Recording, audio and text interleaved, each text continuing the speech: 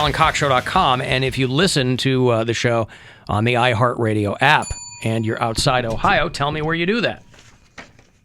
Make sure you're on our map. Sergeant Mack listens at Camp Riley, Minnesota. Sebastian is one of our bureau chiefs in Salt Lake City. Robin is in Elkhart, Indiana. And Tammy listens in Custer, Washington. So thanks, one and all. Appreciate it. Alan Brian Callen was in Joker. Now, I don't remember Brian Callen in Joker. I remember Sam. Marin played the manager.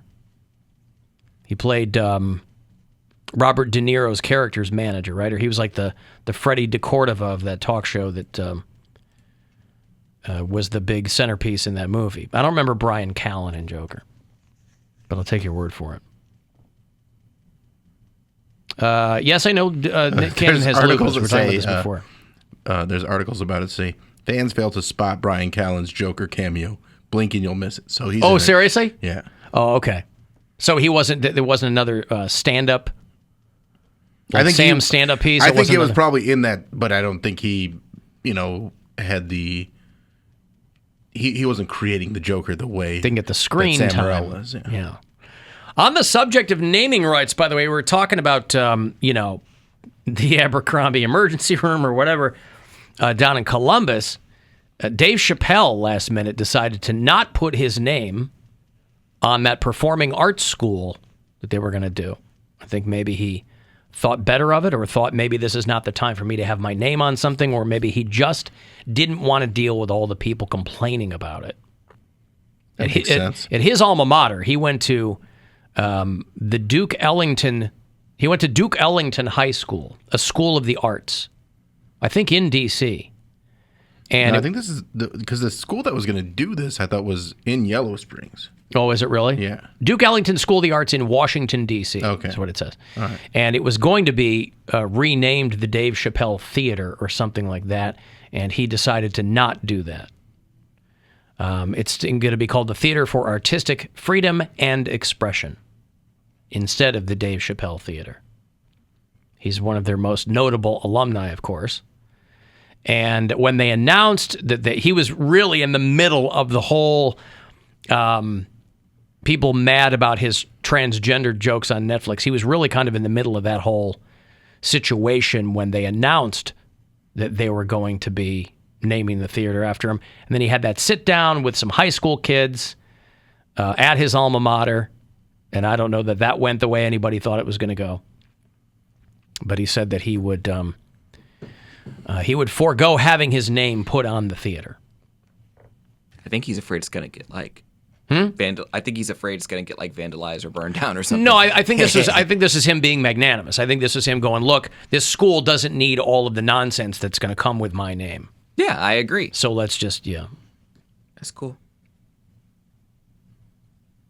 By the way, it wasn't really germane to the conversation that we were having with Sam Morrell. But his cousin is that Ansel Elgort. Did not know that. Yeah. You like that guy, don't you? I love him. Hasn't he gotten into trouble too? Aren't there girls he's done movies with saying No. This guy put his hand in my coin slot and I didn't say it was okay or something? It was one girl that said that. But again, allegations. Is that not enough? Allegations. Is that her name? Allison Gations? Yeah. Allegations. Allegations. Right. That's his cousin. Interesting. I thought he was cute already, and then that just tops it all off. You thought Sam was cute? Yeah, he is cute. I forget how tall he is. Yeah, he's a tall guy. It's 6'2", 6'3", or something. I mean, Ansel Elgort's super tall too. Well, he's like 6'4". It runs in the family. Oh my God, that's so funny. What relation? I know he's his cousin, but how? Drew. Well, they have the same grandparents. Yeah. Okay, so I didn't know what remove that was. Is that second cousins? I don't know. I didn't dive that deeply into it. I just they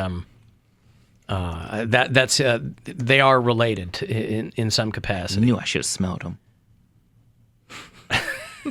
I guess you should have smelled them, shouldn't you? Touching his hand wasn't enough. Go to the show tonight. Go. You can smell them after the show. Do you smell like you got that Ansel Elgort stink on you? Yeah, okay. He's the nephew of fashion photographer Arthur Elgort and the cousin of Ansel Elgort. There you go. I think their family's pretty blue blood. Like his grandfather was like a CEO of a huge New York department store or something. Like generational wealth. So the wealth trickles down, and then they're all in the entertainment industry. Well, no, I'm not saying that. I mean, he's made his own way. No, he has. I think he. I don't know anything about Ansel Elgort other than, was he the Baby Driver dude? Yes. Yeah. Okay. I think that's the only thing I've ever seen. The Fault in Our Stars. You didn't see that movie? I feel like I watched that with my daughter. Yeah, so at some point, but I couldn't tell you one frame of the movie. I don't remember that. It's with the girl with that Shailene Woodley that you always talk about. I always talk about Shailene Woodley. Shailene Woodley. Well, you do. Does he? You mention her. Well, I mentioned her because for a while she was engaged to Aaron yeah. Rodgers, and so they were kind of in the news. Yeah, she makes her own toothpaste, and I would say you said she's super granola. You call her like Loopy, but yeah, I think she's cute, but she was his co-star in that movie. But that's that. I don't know. That's just interesting. The Elgorts, I really love his music. Like Ansel Elgort, he's a DJ. Oh boy, he's a DJ. He is a singer. Mm-hmm. He never really. He's a multi-hyphenate. I mean, he went to that art school with Timothy Chalamet. You tell me. Chalamet is French. Okay. Yeah, no, listen, that's they're boys. What? I said they're boys. Yeah. Okay. Yeah, they are boys. Ansel Elgort. I'm looking at a picture of him. He looks like a guy. That's right. And there you go. Fault in Our Stars. He was in the Divergent movies. Oh, so for a while he was just doing movies with Shailene Woodley, is what they're saying. I didn't realize. I mean, she was in all those Divergent movies. Were like for Hunger Games light. That same YA crowd. It was funny. I had a girl, it was a woman that came into my film production class. She was from Lionsgate, and she was talking about. She was like, they pitched the movie to me, Hunger Games, and she's like, I said no because there was no way to market dead kids. And boy, was she wrong. Dead kids. She was. So her claim to fame, that's why she was given lectures at the University of Akron. Her claim to fame was that she passed on the Hunger Games? What was she asked to do in it? Like act or? No, she was like a production person. No. She was an executive. Well, that's what I mean, like a production executive, like somebody with Lionsgate. She worked for. She just told us she worked for Lionsgate. Yeah. She knew she had connections with someone in our class, and she came to our class to speak. And she was telling us about the culture in Los Angeles and whether if you're looking to be an actor, move to Los Angeles or Atlanta. She said right now Atlanta is the place to go if you want to be an actor, not Los Angeles. And she said the biggest mistake she ever made in her career was turning down Hunger Games. She said, it came to my desk. She said, I looked at it and she said, we're going to do a movie about dead kids and sacrificing kids. That'll never sell. But it was already a super, super popular book. Right. It wasn't like it was a screenplay that somebody turned in. It was a crazy popular book series. I'm relaying what she told me. Yeah. And she said she had said it to the whole class. And she asked. Well, that's why it's tougher to get gigs in L.A. because it's so expensive to shoot there that nobody wants to shoot there anymore. Yeah. So every movie is trying to not shoot in Los Angeles. So they go to Vancouver or Atlanta or somewhere else, North Carolina. So I actually think that she was behind those Divergent films. And I think about it. I think if those Divergent films were made by Lionsgate, she was behind that. Because I remember talking to her afterwards because I took her to this place on campus. She was looking for a certain restaurant. And I asked her, she said, did you see Divergent? I said, no, I did watch Hunger Games though. She's like, ugh, and she like stomped into the restaurant. I'm like, well, you shouldn't have passed on it, bitch. My movie had Kate Winslet in it. Yeah, I think Baby Driver, when Gwen was still with the Cleveland Film Commission, we was doing locations with them. I think she saw the Baby Driver script like a couple years ahead of time, and there was, I think initially they had been talking about shooting Baby Driver in Cleveland. I don't know if I'm misremembering that or not. Yeah, I remember. I think you talked about they ended that up before, shooting it in Atlanta. But they had talked about doing it here. Yeah. I like that movie. Baby Driver? Yeah. I only saw it once. Again, I like Kevin Spacey. That's my hot take.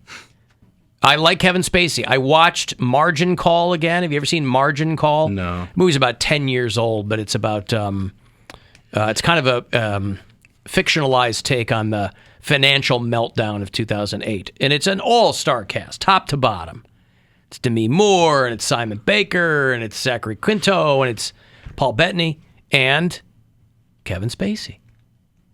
I like Kevin Spacey in movies. He's an incredible actor. I don't know anything about him in hot tubs or with young boys. I don't know anything about that. I mean, you know what's been said. Yeah, I know. I know the allegations. But if I see Kevin Spacey in a movie, I won't turn it off. I like him. John Hamm. He was in Baby Driver. Baby Driver too. So Jamie Foxx, Oh, all-star right. cast. Yeah. Right. And that Lily James, the one that played Pam Anderson in that Pam and Tommy show. Yeah, she's cute. She's gorgeous. The clip I played when Sam was in here was one of his spots on James Corden. And you know, James Corden announced that he is leaving the Late Late Show, and he's been talking for a while that he wanted to just eventually take his family back to London, that he had a great time doing what he did. Les Moonves paid him a lot of money to replace Craig Ferguson back in the day, but that it was time for him to go home. And British people have taken to the internet to petition James. They're trying to get James Corden to stay in the United States. I guess I didn't really understand, and I didn't understand this acrimony towards James Corden. And what listeners have told me is that apparently, like in real life, this guy is a full-on prick. Kind of like how Ellen had this personality, this public persona being super nice, but everybody said she was a colossal pain in the ass. I guess that's the rap on James Corden. Somebody had an anecdote about being on a flight with a woman who had a baby in her arm and was still trying to get a suitcase up in the overhead or something, and James Corden was right behind her, and he was speaking sharply to her or something, and somebody just thought it was him being a jerk, but it turned out to be his wife and his baby, and she's putting the thing up. Now, I don't know if that's true, but I guess that's the rap on James Corden, is that, like, in everyday life, he's not like a cool, nice guy. So even the Brits now are like, look, let's see what we can do about James Corden not coming back to the UK. He's been gone for 8 years. And let's see if we can, we've had to deal with so many things like coronavirus and Brexit. Why pile James Corden returning on top of that? People over there call him I can't say the word that they call him. But it's a euphemism for female genitalia. And it's a very English way to describe someone. Fanny? Not a fanny, no. Starts with a T, and it ends in a T. That's such a great word. It's awesome. It's a funny word.